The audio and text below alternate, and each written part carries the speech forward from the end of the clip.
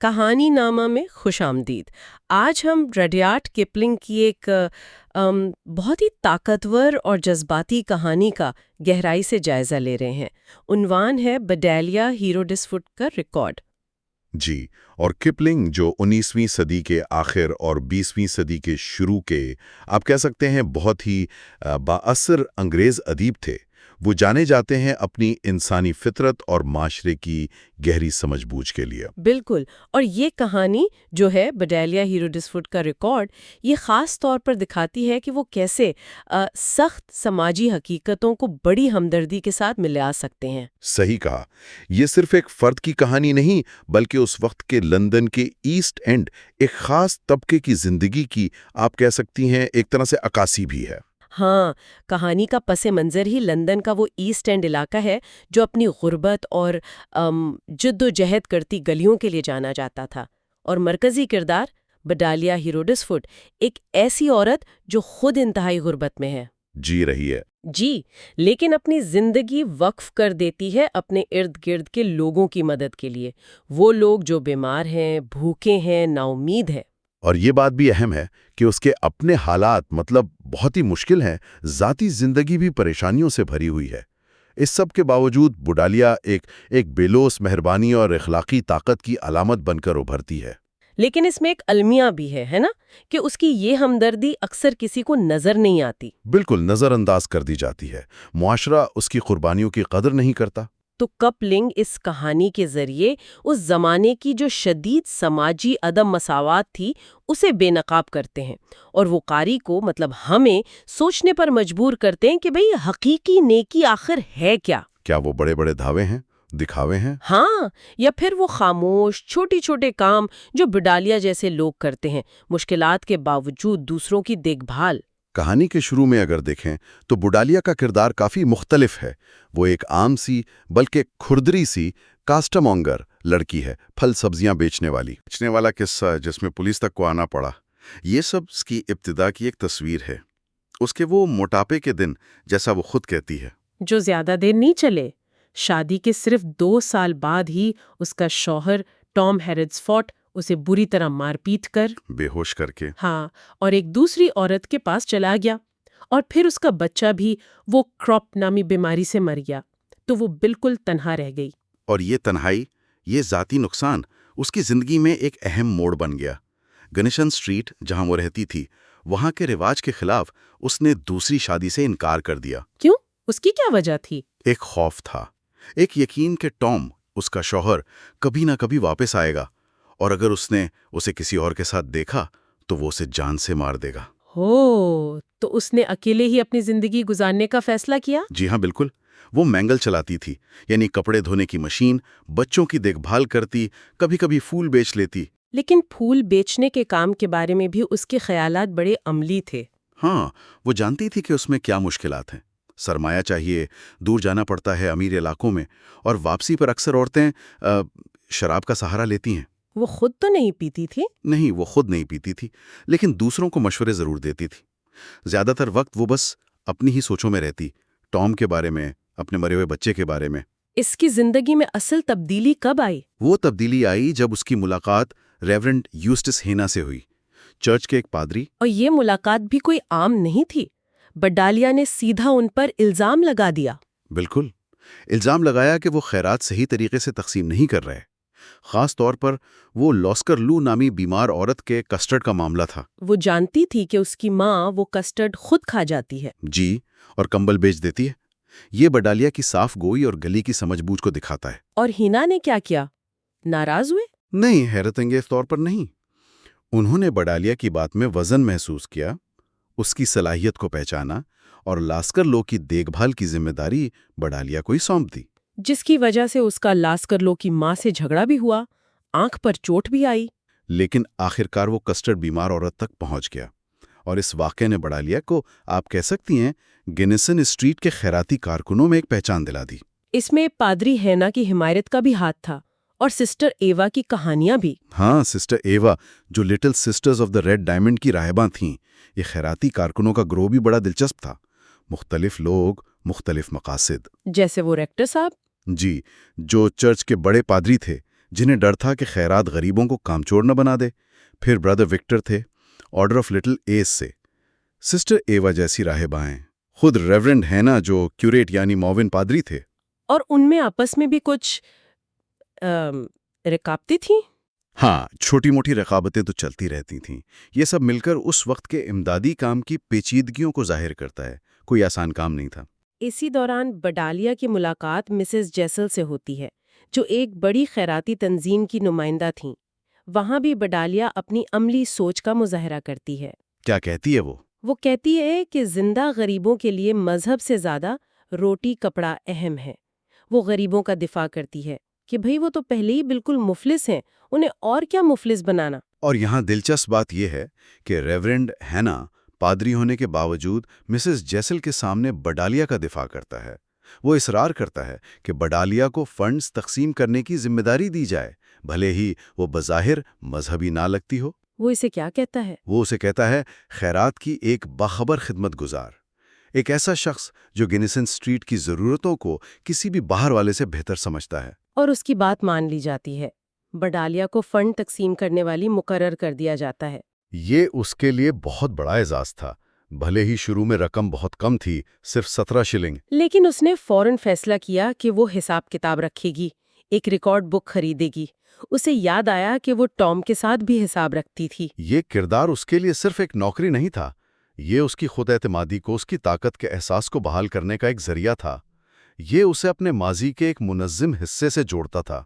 और वो इस जिम्मेदारी को बहुत संजीदगी से लेती है।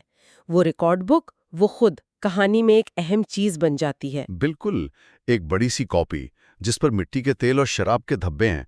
ये धब्बे उन झगड़ों और मुश्किलात की गवाही देते हैं जिनका सामना बडालिया को रोज करना पड़ता था। वो सिर्फ हिसाब किताब नहीं था, वो जिंदगी की हकीकतों का रिकॉर्ड था। जी हाँ, जब वो किताब हाना को दिखाती है तो उसमें दर्ज वाक़यात वो उसके बराह रास्त गैर जज्बाती अंदाज को जाहिर करते हैं।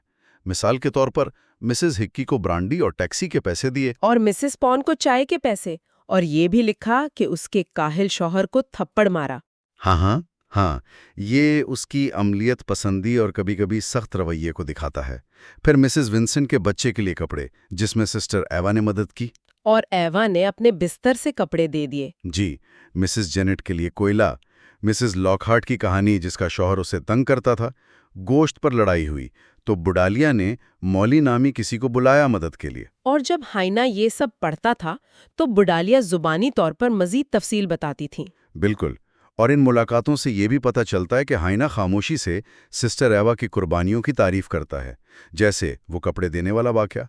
उनके दरमियान एक गैर महसूस ताल्लुक बन रहा था। बुडालिया का किरदार सिर्फ अमली मदद तक ही नहीं रहता, इसमें एक गहरी हमदर्दी, एक हिफाजती जज्बा भी नजर आता है, खास तौर पर सिस्टर एवा के लिए। हाँ, वो खनाक वाला वाकया, जब इलाके में डिफ्थीरिया फैलता है तो बुडालिया जानबूझकर मिसेस प्रोबिन, जो एक मुतासिरा बूढ़ी औरत थी, उसकी देखभाल अपने जिम्मे ले लेती है ताकि सिस्टर एवा वहां ना जाए।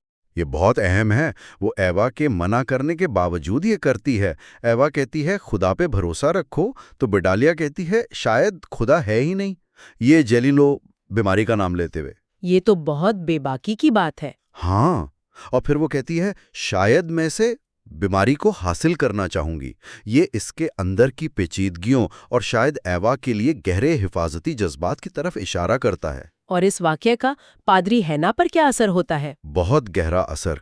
वो सिस्टर एवा की हिफाजत के लिए शदीद परेशान हो जाता है। उसे डर लगता है कि उसे खनाक ना हो जाए, कोई हादसा ना हो जाए, कोई तशद्दुद न कर दे। और इसी परेशानी में उसे एहसास होता है कि वो एवा से मोहब्बत करता है। कपलिंग ने बहुत खूबसूरती से इसके अंदरूनी कश्मकश को बयान किया है। एवा को देखने पर उसकी बेचैनी और फिर उसे महफूज देखकर मिलने वाली राहत। और क्या दूसरों को भी उसका एहसास होता है? हाँ, ब्रदर विक्टर, जो दूसरा खैराती कारकुन है, वो हेना के इन जज्बात को भांप लेता है। ये दिखाता है कि इन कारकुनों में रकाबतों के बावजूद एक दूसरे के लिए एहसास भी था। कहानी का रुख फिर तेजी से बदलता है। टॉम हैरिट्सवुड वापस आ जाता है। जी, बडालिया का शौहर, वो जीनी वॉब्स्टो नामी औरत के साथ रह रहा था, लेकिन उनका रिश्ता बहुत बिगड़ चुका था। टॉम शदीद शराब पीता था, جینی پر تشدد کرتا تھا، خاص طور پر جب وہ دوبارہ حاملہ ہوئی۔ اس کا کردار تو کافی گر چکا تھا۔ بہت زیادہ۔ وہ ایک اور عورت سے تعلق بنانے کی کوشش کرتا ہے جس پر جینی سرے عام اس کا سامنا کرتی ہے۔ سڑک پر جھگڑا ہوتا ہے، وہ پولیس والے سے مدد مانگتی ہے، لیکن الزام لگانے سے انکار کر دیتی ہے، اپنے زخم دکھانے کے باوجود۔ ہاں، شاید سماجی دباؤ یا خوف، اور یہ انکار ٹام کو سدھارنے کی بجائے مزید بگاڑ دیتا ہے۔ وہ دوستوں کے برے مشوروں اور وسکی کے نشے میں اپنے عمل کے لیے جواز گھڑتا ہے۔ اور پھر وہ کیا فیصلہ کرتا ہے؟ وہ فیصلہ کرتا ہے کہ اسے بڈالیا کے پاس واپس جانا چاہیے، اس سے پیسے لینے چاہیے، شاید وہ خیراتی فنڈز جن کے بارے میں اس نے سنا تھا، اور ضرورت پڑے تو لڑائی بھی کرنی چاہیے۔ نشے میں اس کی حقیقت پسندی ختم ہو چکی تھی۔ اور پھر وہ پہنچ جاتا ہے گینیسن اسٹریٹ۔ ہاں، اور اتفاق دیکھیں، بڈالیا ابھی لاسکر لو کی ماں سے نمٹ کر اپنے کمرے میں آئی تھی، اور باہر وہی عورت بیٹھی تھی جس کی بڈالیا سے پہلے ہی نہیں بنتی تھی۔ بالکل، وہ ٹام کے کان بھر دیتی ہے، بڈالیا، پادری اور پیسوں کے بارے میں جھوٹ بول کر اسے مزید بھڑکا دیتی ہے۔ اس کے بعد جو ہوتا ہے وہ بہت تکلیف دہ ہے۔ بہت۔ بڈالیا دروازہ کھولتی ہے، شاید ایک لمحے کے لیے اسے دیکھ کر کوئی پرانی امید جاگتی ہے، وہ اس کا نام پکارتی ہے، لیکن ٹام فوراً اسے دھکیل دیتا ہے، پادری کے بارے میں الزام لگاتا ہے، پیسے مانگتا ہے۔ بڈالیا اپنی کمائی کے کچھ سکے دیتی ہے، لیکن وہ امانت کے پیسے وہ دینے سے صاف انکار کر دیتی ہے، کہتی ہے یہ میرا ٹرسٹ ہے، یہ اس کے اپنے پیسے نہیں ہیں۔ اور یہ انکار ٹام برداشت نہیں کر پاتا۔ بالکل نہیں۔ نشے میں، پیسوں کی طلب میں وہ وحشی ہو جاتا ہے۔ وہ بڈالیا کو بری طرح مارتا ہے، بار بار کیوریٹ کے پیسے مانگتا ہے، گلا گھونٹتا ہے، بستر سے ٹکراتا ہے، اور جب وہ گر جاتی ہے تو اس کے بے ہوش جسم پر لاتیں مارتا ہے۔ اور سب سے زیادہ دل دہلانے والی بات، بڈالیا نہ چیختی ہے، نہ مدد مانگتی ہے، نہ پیسے دیتی ہے۔ یہ خاموشی، یہ بہت کچھ سوچنے پر مجبور کرتی ہے۔ کیا یہ ٹام کو واپس جیتنے کی کوئی پرانی بسخ شدہ خواہش تھی، یا وہ واقعی اس امانت کو اپنی جان سے زیادہ عزیز سمجھتی تھی؟ یہ اس کے کردار کی پیچیدگی اور اس کی اخلاقی طاقت کی ایک المناک انتہا ہے۔ حملے کے کچھ دیر بعد جینی وابسٹو وہاں پہنچتی ہے۔ جی، جسے لاسکر لو کی ماں نے ہی راستہ دکھایا تھا۔ وہ ٹام کو زخمی، بے ہوش بڈالیا کے پاس پاتی ہے۔ ٹام اب بھی نشے میں ہے۔ جینی صورتحال کی سنگینی کو فوراً سمجھ جاتی ہے، اسے قتل کا خوف ہوتا ہے۔ وہ ٹام پر زور دیتی ہے کہ بڈالیا کو بستر پر لٹائے اور فوراً بھاگ جائے۔ اسی لمحے بڈالیا کو کچھ ہوش آتا ہے، اور وہ آنکھوں سے اشارہ کرتی ہے کہ ٹام کو پکڑا نہیں جانا چاہیے۔ مرتے دم تک وہ اسے بچانا چاہتی ہے۔ جینی اسے لے جاتی ہے، کہتی ہے جوتے صاف کر لو، لیکن ٹام اتنا نشے میں ہوتا ہے کہ جلدی پکڑا جاتا ہے، ایک عام شرابی سمجھ کر۔ اور جینی مدد لینے بھاگتی ہے، سیدھا پادری ہینا کے پاس۔ جی، ہینا فوراً بردر وکٹر کو ساتھ لیتا ہے، جسے طبی امداد کا کچھ تجربہ تھا۔ وہ دونوں گینیسن اسٹریٹ پہنچتے ہیں اور بڈالیا کو شدت زخمی حالت میں پاتے ہیں۔ بردر وکٹر معائنہ کرتا ہے، کہتا ہے حالت بہت نازک ہے، اندرونی خون بہہ رہا ہے، دماغ کو چوٹ لگی ہے، زیادہ سے زیادہ 12 گھنٹے ہیں۔ اس حالت میں بھی بڈالیا کی پہلی درخواست کیا ہوتی ہے؟ وہ سسٹر ایوا کو بلانے کا کہتی ہے۔ ہینا اور وکٹر اس کی خواہش پوری کرتے ہیں۔ ہینا کے لیے یہ لمحہ بہت شدید اندرونی کشمکش کا ہے۔ وہ جانتا ہے کہ ایوا کی موجودگی اس صورتحال میں ان دونوں کے درمیان کیا جذبات سامنے لا سکتی ہے۔ بڈالیا کے آخری لمحات، وہ حیران کن طور پر ہوش میں ہے۔ بالکل، اس کی وہی پرانی گلی کی سمجھ بوجھ، وہ عملیت پسندی اب بھی قائم ہے۔ وہ مذاق میں کہتی ہے کہ اس کی آواز مسز جیسل جیسی لگ رہی ہے۔ کہتی ہے سر ڈھانپ دو، میں اس بار خوبصورت نہیں لگ رہی۔ اور وہ آخر تک ٹام کو بچانے کی کوشش کرتی ہے۔ اصرار کرتی ہے کہ حملہ آور کوئی باہر کا آدمی تھا۔ قسم کھاتی ہے کہ خدا کی قسم یہ سچ ہے۔ پھر وہ اپنی آخری ہدایات دیتی ہے بڑی وضاحت سے۔ ہاں، وہ تصدیق کرتی ہے کہ امانت کی کتاب اور پیسے محفوظ ہیں، ایک تانبا بھی نہیں دیا۔ وہ ایوا کو اس کے سرمئی بونٹ کے بارے میں مشورہ دیتی ہے کہ وہ اسے دوبارہ نہ پہنے۔ وہ یہ بھی بتاتی ہے کہ اس نے ایوا کو خناق سے کیوں بچایا تھا، جزوی طور پر ہینا کے کہنے پر، لیکن اس میں اس کے اپنے جذبات بھی تھے۔ میں کسی اور سے پہلے اس کے ساتھ رہنا پسند کرتی، صرف ٹام آ گیا۔ پھر وہ ٹام کی بے وفائی کا اعتراف کرتی ہے، وہ کبھی میرے قریب نہیں آیا۔ یہ کتنی تلخ ستم ظریفی ہے۔ بالکل، اور سب سے بڑھ کر وہ ہینا اور ایوا پر زور دیتی ہے کہ وہ ایک دوسرے کا ساتھ دیں، شادی کر لیں، لیکن تم دونوں ساتھ جاؤ اور شادی کر لو۔ میں نے یہ اس کے چہرے پر بار بار دیکھا ہے۔ اپنی موت کے وقت بھی وہ دوسروں کی خوشی کی فکر کر رہی تھی، اور آخر میں وہ ایک خاص قسم کے جنازے کی فرمائش کرتی ہے۔ 4.5 پاؤنڈ والا جنازہ جس میں اوپر کپڑا بھی ہو، یہ ایک انتہائی گہرا منظر ہے۔ دوسری راہبائیں شاید سوچ رہی تھیں کہ وہ بہکی ہوئی باتیں کر رہی ہے، لیکن اس کے الفاظ میں ایک واضح مقصد تھا، ایک بیلوسی تھی۔ روڈیارڈ کپلنگ کی یہ کہانی بوڈالیا ہیروڈس فوڈ کا ریکارڈ واقعی ایک ہی وقت میں بہت المناک بھی ہے اور متاثر کن بھی۔ یہ ہمیں یاد دلاتی ہے کہ معاشرے کے تاریک ترین نظر انداز کیے گئے کونوں میں بھی انسانی ہمدردی، روشنی کی کرنیں موجود ہو سکتی ہیں۔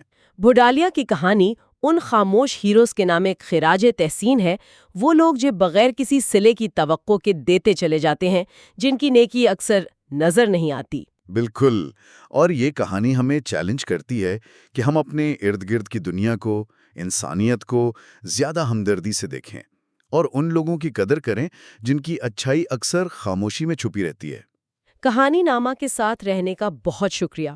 اگر آپ کو یہ گہرائی سے جائزہ پسند آیا تو براہ کرم لائک، سبسکرائب اور شیئر ضرور کریں تاکہ ہم آپ تک مزید ایسی طاقتور اور بامعنی کہانیاں پہنچا سکیں۔